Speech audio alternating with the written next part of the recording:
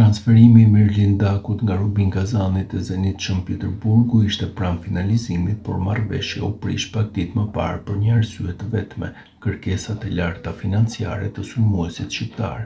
Sipas burimeve pranë klubit rus, Zeniti kishte shprehur interes konkret për 26-vjeçarin, i cili shkëlqeu sezonin e fundit në Premier Ligën ruse me paraqitje të qëndrueshme dhe gola vendimtar për Rubin Kazanin.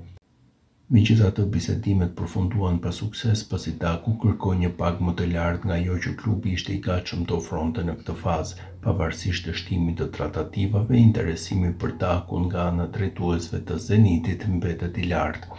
Andrei Arshavin, ishulli i Arsenalit dhe i kombëtares ruse, aktualisht nënkuretari i bordit për zhvillimin sportiv të klubit të Shën Pjeterburgut, e ka vlerësuar ardhjen e Dakut si një përforcim të vlefshëm, por ka pranuar se në rast të një afrimi të tillë dikush nga reparti ofensiv do të duhej të largohej. Sigurisht që ai do të kishte qenë një përforcim për ne, por Zeniti do të duhej që të ndante rrugët me dikë, ka thënë Arshavin.